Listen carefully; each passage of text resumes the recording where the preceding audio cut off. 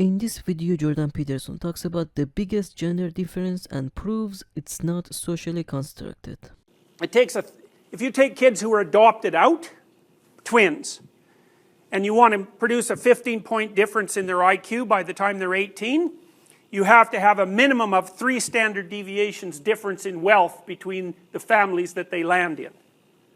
So that's what a 1 standard deviation increase intelligence costs, and that's a lot. And it isn't even obvious that that gain sustains itself across the entire lifespan, because one of the things that happens is that as identical twins who were separated at birth and raised in different families age, their IQs become more like each other. Until by the time they're about 60, their IQs are so similar that it's as if you're testing the same person twice. And that's weird, because what you would think, you would definitely think that, well, once you separate the twins, the longer they stay apart, the more different they're going to be, right? Because you would assume that their environments stay different and the differences are going to accumulate across time and that they're going to diverge. But that isn't what happens at all. Some interesting things here. So here's one study. One of the things you might ask yourself is, why do boys like to play with trucks and girls like to play with stuffed animals and dolls, roughly speaking? And one answer is, well, that's socially constructed. Parents, whether they want to or not, differentially reinforce toy preferences, subtly and directly, and as a consequence, the cumulative effect of that determines what toys the children are going to play with. It's not obvious from the literature that that's the case. But that's not a theory that can explain this. So what the researchers did was take a whole variety of toys and have a number of people classify them as either feminine stereotyped or masculine stereotyped. And then they give them to a number of children to see which toys which gendered children played with. And they found that the male children tended to play with the stereotypically masculine toys, given free choice, and the female children tended to play with the female stereotype toys, given choice. Well, that doesn't have anything to do at all with the socialization hypothesis, except they did the same thing with rhesus monkeys.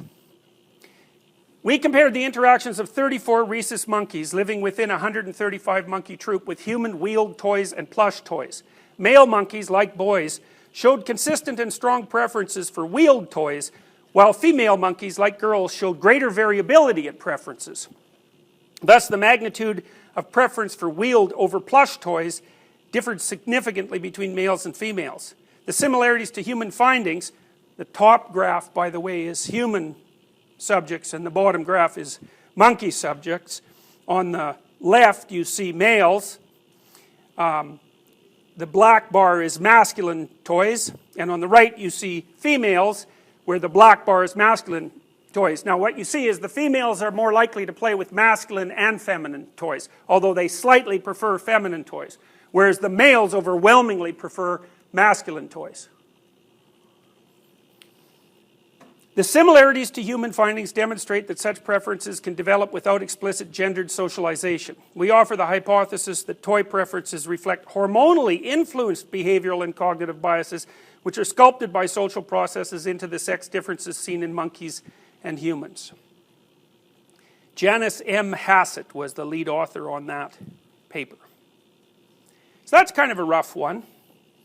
It's not obvious at all why male rhesus monkeys would want to play with wheeled toys. I mean, what the hell, right? I mean, it's not like rhesus monkeys are driving around in trucks, so it's not exactly clear why these differences exist. When you're thinking about how they're responding to plush toys, those are basically pseudo-infants. So that's kind of an easier thing to understand, especially because we know that the hallmarks of cuteness, which is the stimuli that are necessary to evoke basically a maternal response, the hallmarks of cuteness are pretty much stable across mammals, which is why people think kittens are cute, and well, any little baby thing is cute, and the reason for that is big eyes and little nose, and it sort of moves helplessly, it has short limbs, and all of that sort of adds up to cute, and cute is a very powerful set of triggering stimuli. So if it wasn't, obviously, children who were playing with little, like, plush bears wouldn't baby them, you know, because obviously a plush bear is not a baby, but it's similar enough to a baby schematically that it automatically evokes those sorts of responses, you know. And when my daughter used to have this stuffed toy, and it was a cat, and I used to play with that cat, and one thing I used to do with it is you could actually push its head inside its little plush body, you know. That, she did not find that the least bit amusing. So that's a difference in masculine and feminine play patterns there too. So, you know, she knew perfectly well that this thing couldn't be hurt. But that wasn't the issue, you know. The behavioral responses that it evoked were part of a set, you know, and it was perfectly healthy of her to be responding as if this thing was deserving of care and compassion. She was practicing doing that. It's a very important thing to do. It needs practice. I'll read this to you. The biggest gender difference between adult humans is interest preference. Women are much more likely to express interest in occupations that involve a lot of social contact, whereas men are more likely to manifest interest in occupations that have to do with things. And so one example of that, you see this in the Scandinavian countries, despite the fact that they've really done everything possible to flatten out the environmental differences between opportunities for boys and for girls, is that in the Scandinavian countries the ratio of male nurses to female nurses is 1 to 20.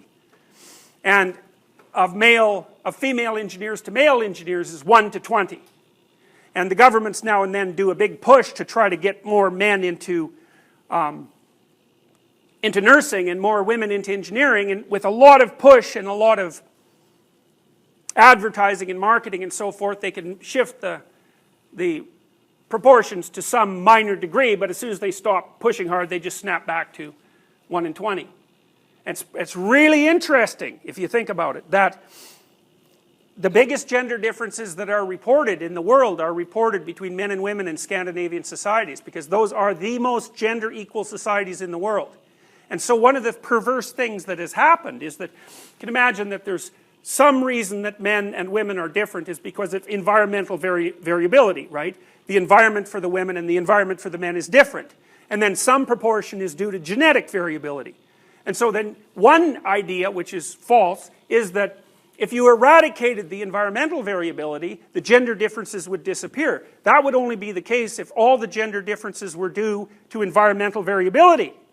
What happens instead is that when you eliminate the environmental variability, you maximize the genetic variability. And the reason you do that is because that's all that's left, right? You've eradicated the other source of variability, so the only thing left is genetic variability. And the consequence of that is that men and women differ more in Scandinavia than they do in any other place on the planet. Now, that, to me, that seems like the death knell of social construction theories, because it's exactly the opposite of what would have been predicted. Precisely the opposite. You know, and maybe it would have been a good thing if flattening out the opportunity landscape would have eradicated gender differences in personality and preference and so forth, but it isn't self-evident that that's a good thing, because you could also say that an egalitarian society, optimally constructed, is one in which the differences between people are allowed to manifest themselves, so that each person is able to find a place and a niche in the society that actually fits their temperament.